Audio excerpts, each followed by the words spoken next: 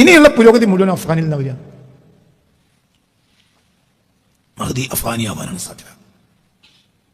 അങ്ങനെയാണ് സാധ്യത. പണ്ട് ഞാൻ മദീനക്കാരനാണെന്ന് പറഞ്ഞിരുന്നു. ഞാൻ അതിനെക്കുറിച്ച് ഈ അടുത്ത കാലത്ത് വലിയൊരു പഠനം നടത്തിയപ്പോൾ എനിക്ക് മനസ്സിലായത് മദീനക്കാരനാവാൻ സാധ്യതയില്ല എന്ന്. അപ്പോൾ പിന്നെ മദീനക്കാരൻ ഹദീസിലില്ലേ, അസ്ലി മദീനക്കാരനായിരിക്കും, അതിൽ വൈറ്റുമായിരിക്കും. പോളിയോ കുത്തുന്ന ഒരാൾ ഒരിക്കലും മതിയാവില്ല. അഫ്ഗാന്റെ ഉള്ളേരിയ എന്ന് പറഞ്ഞാൽ ഉള്ളിന്റെ ഏരിയ. 3 മാസത്തിൽ ഒരിക്കൽ ഒരു ട്രക്കിൽ കൊണ്ടുവന്ന സാധനങ്ങൾ കൊടുക്കുന്ന ഏരിയ. അങ്ങനത്തെ നാട് ലോകത്തുനിന്നുണ്ടെങ്കിൽ അഫ്ഗാനാണ്. 3 മാസത്തിലൊക്കെ ഒരിക്കലും ഒരു ട്രക്ക് കുറച്ച് സാധനങ്ങൾ എത്തിക്കും. പിന്നെ അവരെ കാട്ടുകിഴങ്ങളും മറ്റുമൊക്കെ വെച്ച് ജീവിക്കും. അവർക്ക് ആവശ്യമുള്ള സാധനങ്ങൾ എന്നാണ് തീപ്പെട്ടി, മെഴുകുതിരി, അങ്ങനെ കുറഞ്ഞ സാധനങ്ങൾക്ക് ആവശ്യമുള്ളൂ. അത് ഒരു ട്രക്കിൽ കൊണ്ടുവരും 3 മാസം കൂടുമ്പോൾ. അവിടുത്തെ കുട്ടികൾക്ക് സ്കൂൾ മദ്രസയൊന്നുമില്ല, അവർ പഠിപ്പിക്കും. സ്കൂളില്ല, മദ്രസ ഇല്ല, ഒന്നുമില്ല. അൽഹംദുലില്ലാ, അതുകൊണ്ട് കുഴപ്പമില്ല. ആ കുട്ടികൾ സ്കൂളിൽ പോയിട്ടില്ല, മദ്രസയ്ക്ക് തീരെ പോയിട്ടില്ല. അതുകൊണ്ട് ഒരു മുമിനായി ജീവിക്കുന്നുണ്ട്.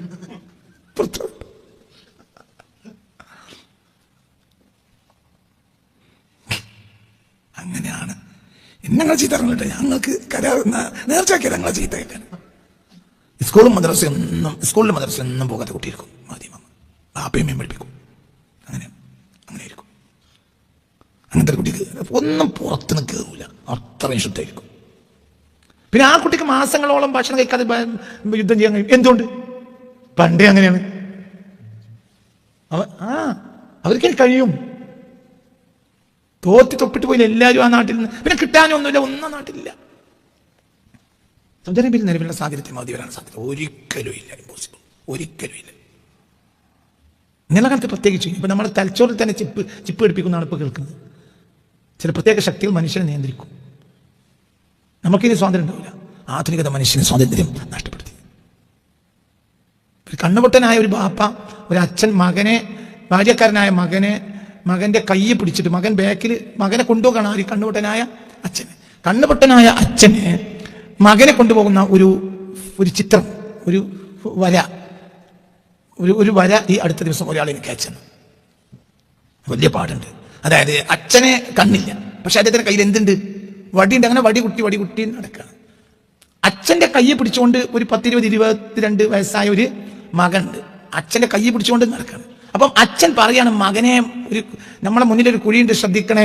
അച്ഛൻ പറയാണ് മകനോട്. മകന് മുന്നിലേക്ക് നോക്കാൻ കഴിയില്ല. മകൻ മൊബൈൽ നോക്കുക. മനസ്സിലായില്ല. മകൻ നടക്കണ രണ്ടാളും. അച്ഛനെ എന്റെ കൈ പിടിച്ചിട്ടാണ് ആര് നടക്കണം? 22-25 വയസ്സായ മകൻ നടക്കണം. മകന്റെ കണ്ണ് ഫുൾ ടൈം എന്തിലാണ്? അപ്പൊ അവൻ തീരെ കാണൂല.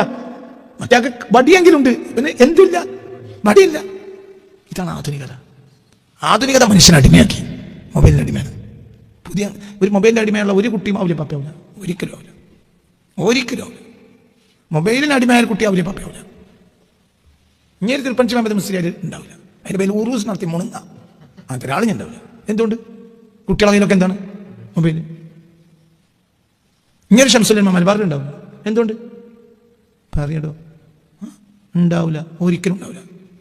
പറയാൻ എൻ്റെ പേര് റഹ്മത്തുള്ള ഖാസിമിന്നാണ്. ഉണ്ടാവില്ല. എന്തുകൊണ്ട്? കുട്ടികളുടെ കയ്യിൽ മൊബൈൽ വാങ്ങിക്കൊടുത്താലേ ഒന്ന് റിസ്ക്ക് പോവുള്ളൂ. ഭാഷയാണ്. മൊബൈൽ വാങ്ങിക്കൊടുത്താലേ റിസ്ക്ക് പോകുള്ളൂ. മൊബൈൽ മുന്നിൽ വെച്ച് ദിക്റിയിൽ ഇത് അറിഞ്ഞിട്ടാണ് കുട്ടി ഉണ്ടായത്. അങ്ങനെ കുട്ടിയിലായത്.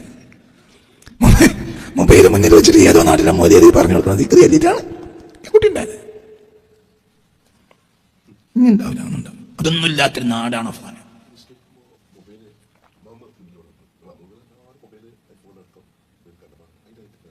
എന്താ പറയാ? നാടകം നല്ലത്. നിസ്കാരം നാടകം നല്ലത്. ഇന്നത്തെ നിസ്കാരം തെറ്റും നല്ല ലക്ഷ്യമാണ്. നാടകം നല്ലത്. എന്താ പറയുക? നമ്മളൊക്കെ നിസ്കാരം തന്നെ. എന്ത് നാടകം? ഒരു തരം നാടകം.